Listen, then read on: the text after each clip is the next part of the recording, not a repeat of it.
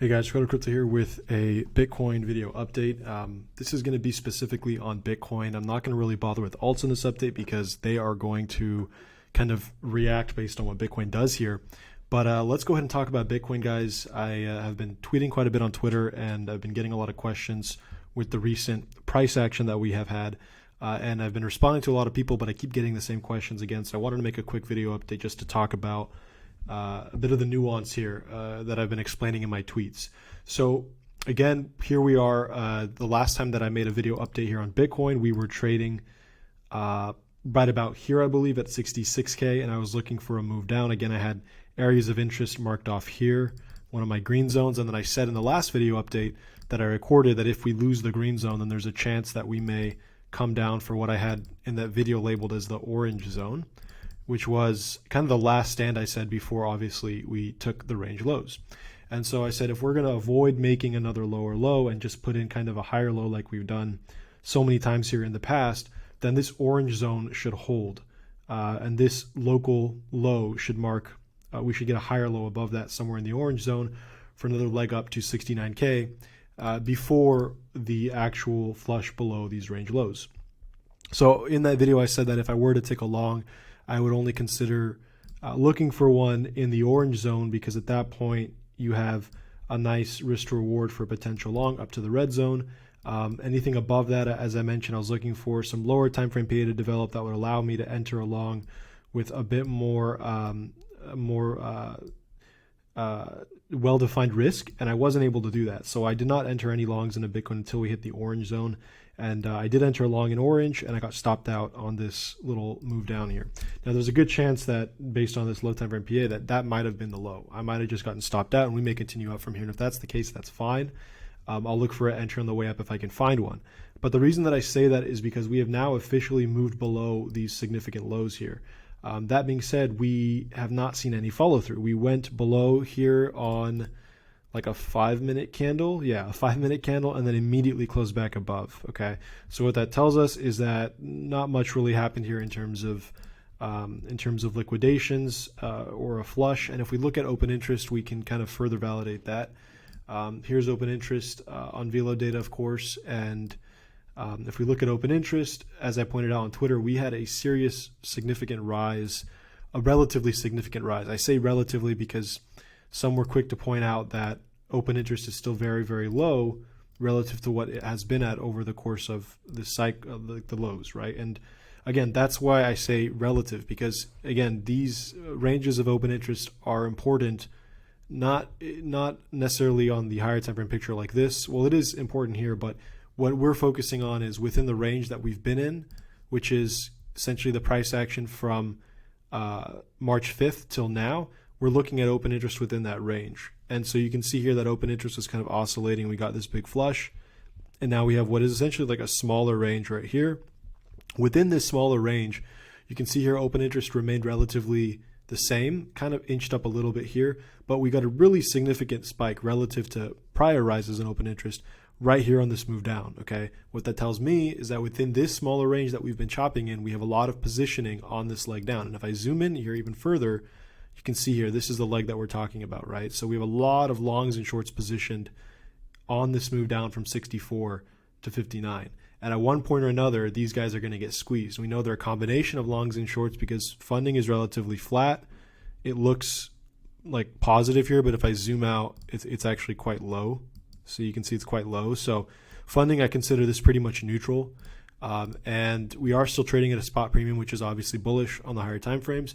But on this immediate lower time frame leg down, we have very clearly a rise in open interest, meaning a rise in leverage positions. Okay, now these are going to get flushed out. Shorts get flushed out as we move up. Longs should get flushed out as we move down. But even right now, with this breach of our lows here, which didn't really amount to much, we haven't seen much in terms of a reduction in open interest, right? So if you go down to the 5-minute chart, this was our candle that brought us below the lows. We barely saw open interest budge. Okay, what that tells me is that whatever longs or shorts that have built up, or I guess in this case longs since we're going down, they did not get flushed out on this move below this low. What does that mean? Well, that means that in order to flush them out, we likely have to go lower. Okay, Alternatively, though, it also means that if people were shorting expecting a breakdown here and we failed to get one, meaning there's not much sell pressure below these lows, then if we start to inch up here, if we start to grind up here, then shorts are now in trouble because, again, we have, both longs and shorts position on this leg down, right? If we push lower, pressure is on longs. If we start pushing higher, pressure is on shorts. And so the idea is that if we don't see any further follow through to the downside here, and instead we start seeing constructive price action here to the upside, maybe in the form of a lower time frame impulse or something of that nature, then that implies that we could soon get a short squeeze to the upside. Okay. The issue with that, though, because people have been asking me, well, I've previously said that at one point or another, I think we're going to take these lows before we see the next leg up start to 100K plus. And since we've now technically taken those lows, I'm getting a lot of questions of like, hey, now that we've taken those lows, does that mean that we no longer have to worry about coming down here once we go up? And I would have thought that would have been the case if we had seen more of a liquidation flush here, right? The idea was that when we take these lows, we're likely to see a series of liquidations that bring us down to the green zone at least. And we haven't seen that yet. So the mission of pushing us down to get to force liquidations has not yet been achieved, right? And if that hasn't yet been achieved, then we have to be weary about a move to the upside, because if a move to the upside is simply an attempt to squeeze shorts without actually having squeezed longs, then we may squeeze the shorts to the upside and then come back to take the longs after. Again, the idea is that we want to see a rise to the upside whenever it does happen with flat open interest, not a rising open interest like this, right? So this is what I think that we have to watch out for here in the coming days, I would say. So first off, let me just again reiterate that we have now very clearly, we have a corrective move up, okay? We have a now corrective move down. And again, I've said that we're looking for trending moves, right? When we get a trending move to the upside, that is when we can be more confident that our bottom is in. Until then, if we keep getting corrective moves, then odds are that we're going to keep chopping about and likely come to take these lows again. So what we're looking for once again is if we do happen to reverse here, which still we don't have enough, like we're not sure if that's going to happen yet, but thus far with a failed breakdown, it seems fairly plausible. If we do squeeze to the upside here, we're looking for, number one, we want to see again, just like I said when we were at these lows, we want to see a move up, an impulsive move up, okay? And again, what that's going to look like is that's going to look like a nice five-legged move here, okay? Two areas of resistance to the upside. One is 66 to 67K. Above that, we have essentially the final boss before new all-time highs, which is 69K, okay? So 66 and 69K, two key areas of resistance where this leg up could falter, okay? If we're going to come back down for these lows, then we expect this leg up to either falter here at 66K, or if momentum's strong enough, a push to 69K. And then at that point, if we're going to reject, it's going to happen there. If we get past this in an impulsive manner, then odds are the bottom is in and we're now headed to 100K plus. But what we're looking for are two things. One is, again, is a move up in an impulsive manner, either to 66K or 69K. And the second is open interest on the rise. Okay, so now number one, if we move up in an impulsive manner, that's fantastic. Okay, that's a good sign. That's the first sign that we're looking for. But if we move up in a corrective manner, meaning if we don't even get the impulse to the upside and we just move up and do something like this, okay, that's not bullish. Okay, that's just a corrective move to the upside, more of what we saw here essentially. And again, when we were here and we moved up to 67K and I was looking for a pullback down to at least 62K, a lot of people were very bullish here, and I stood by the idea that this is not an impulsive move, therefore it's not really that significant in terms of bullishness to the upside. And lo and behold, we shortly after fell down to 62K. So the same applies with the move off of this lows, if and when we get it. Do we move up in a corrective manner like we did here? If so, then it's not really as bullish as it may seem. But if we move up in an impulsive manner, that's the first thing that we're looking for, to kind of be more confident that we're not going to revisit these levels here, okay? So that's the first thing that we're looking for. The second thing that I want to see here on open interest is, again, let me go ahead and zoom in here a little bit. We have this rise in open interest off of these lows, right? As I said, this entire leg, we have shorts and longs positioning as viewed by the rise in open interest here. Let me just go ahead and real quickly clean this up just to get the focus here on these two charts. And so if we do make a rise to the upside Okay, two things. One is any sort of rise back up above these highs, you're going to trigger that short squeeze. Okay, and let me go ahead and zoom out a little bit more, and I'll mark off our two resistance zones. First being 66K right here, and the second being 69K. And basically what we want to see is what does open interest look like as we hit these levels, okay? If this is assuming that we reverse here shortly. So assuming that we do reverse here shortly, the first thing to note is that most of your shorts that have built up here are going to close if we get back above these highs, okay?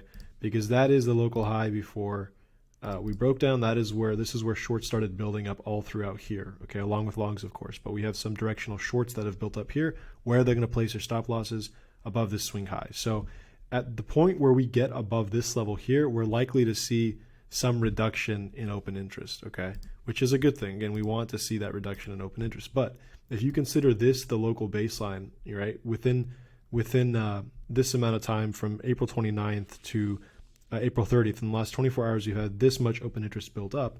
And I said previously, if we don't flush out longs on the way down here and we simply go up and flush out shorts, it's still likely that we're going to flush out these longs down the road if they don't close and take profit, right? If longs stay in their positions and are looking for a lot higher and don't close, then it's possible that we come down to flush them out. So what that means is when we get a rise above this dotted red line into our first area of resistance, we're likely going to get some closure of open interest here, okay?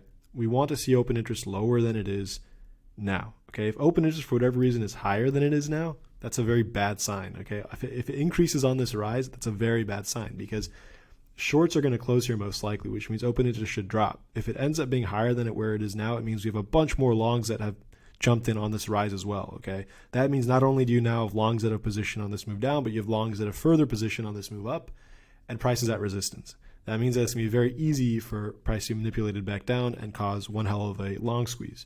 So the first thing that we're looking for is as we push up, as we reverse, if we do, we're looking for open interest to be lower than it is now, okay? The second thing, if it is lower than it is now, then we may reject here or we may continue up to 69, 70K.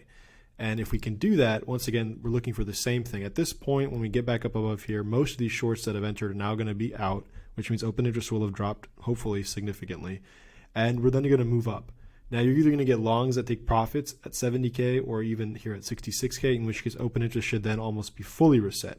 That is the most healthy situation that we can be in by the time we get to 70K, okay, a full reset of open interest. If that is the case, then there is a decent chance, okay, assuming that we're moving up impulsively, that our bottom is in and we're literally on our way to 100K plus. However, the alternate scenario, which is personally, I find this to be a bit more likely just from my market experience, but we'll see when the time gets there. The alternate scenario is one in which we squeeze these shorts and then we continue up to 70K, and instead of longs taking profit into the highs here, we get more long buildup into the resistance, okay? And in that case, once again, open interest would look something like this probably, where we get a short squeeze initially, and then we get further longs building up as we push into 70K, leaving us with a higher open interest than we have now, meaning even more position longs at the most significant resistance on the chart at this point in time. And if I zoom out a little bit more, you can pay particular attention to this level of open interest, okay? This level here, because this is where you can see open interest had built up to, and we got a liquidation. This liquidation here from 70K that led to a move all the way down to 60K, a $10,000 move to the downside. You can see open interest is actually almost there. And this is why I'm concerned, right? Like, this is not healthy. We need to see this drop on a move up. If we do not see this drop on a move up, then we're basically back where we were the last time we were at 70K with a similar amount of open interest. And that was enough leverage in the system to flush us down by 10K. So again, if we reach back up to 70K and we're back to exactly where we were last time with open interest at the exact same levels, that's not healthy at all. And it likely implies that we're going to get another flush down where, again, to the green zone that we would leave behind if we reverse right now. So again, until we get some sort of a liquidation flush to the downside, either into this green zone or some sort of a deleveraging on open interest, this is not really conducive to our next major leg to the upside occurring. We want to look to see if we get impulsive price action to the upside. If we get impulsive price action, that's one of two conditions met. The second condition that needs to be met is lower open interest. This is not healthy. And I have people that ask, well, if we're constantly looking for open interest to drop, then how can we ever move up? And to that I say that there have been plenty of instances where we've seen significant moves up without increases in open interest. You can just look at this move up here from 53K up to 75K, and you can see open interest actually declined on that move from here to here, okay? So there are definitely, most certainly, instances where we're getting a rise in price action without an accompanying rise in open interest. And that's exactly what we're looking for. So when we don't get that, when we get a rise, or in this case it was a drop, which is even worse, but when we get a rise to the upside that's accompanied by an increase in open interest, it's not ideal. So people keep saying, well, if you keep looking for open interest or flush, we're never going to go up. No, that's not the case. There will be a time where we go up without a rise in open interest. And that is what a healthy move looks like. And that is what we're looking for, okay? So hopefully that made it clear in terms of what we can expect here. Key being that even if we don't see a proper breakdown here, I know we've taken the lows, but if we don't see a proper breakdown here, then the goal of flushing out leverage players to the downside has not been achieved. And that means that it can't happen even after we move up.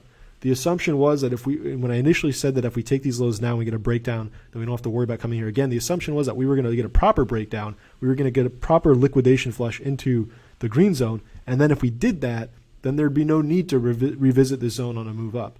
But the fact that we've kind of just tapped this level, not gotten a significant amount of liquidations, not gotten a drop in open interest, and have now just bounced on top of it essentially, means that even if we go up here, that's not conducive to a massive leg to the upside. That's not healthy. That's not the way that I wanted to see us move to the upside.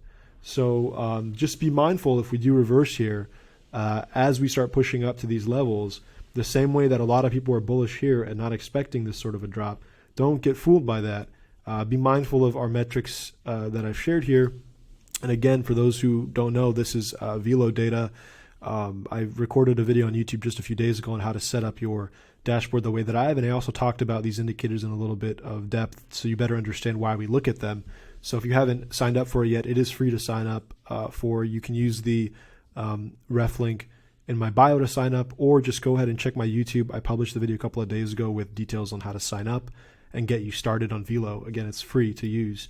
But those are the things you're going to want to be watching as we move up. And in terms of like Elliott wave structure, I know not everyone's interested in that, but for those of you who are and are trying to learn, again, corrective move up, corrective move down.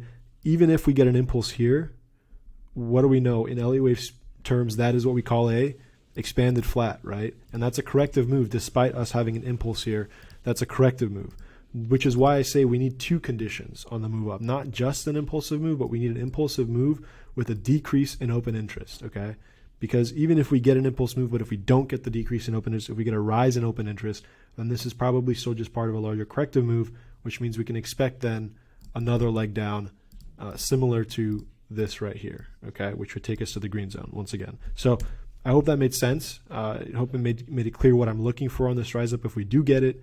And just last thing, if we don't get the reversal up and if we instead bleed down here, same thing kind of applies. We can start bleeding down, but we really need to see liquidations of longs to put in a bottom. So if we start moving down here and open interest, God forbid, does not fall and continues to rise or does not significantly drop, then that just means that we have further fuel to keep bleeding until it does, okay? So the reason that open interest would not drop on a fall here is either one, shorts opening on the way down while longs are closing, or more people longing on leverage as we're bleeding, which is not healthy because that means that they can get liquidated. And if they're longing down here on leverage, then we need to push lower to liquidate them. So that's kind of the logic behind what we're watching as we break down or as we reverse in terms of open interest and all that good stuff. So yeah, that's it for this video update, guys. I hope you guys enjoyed it. If you did, please like and share. Really appreciate it. And leave your questions in the comments. I'll catch you guys in the next one.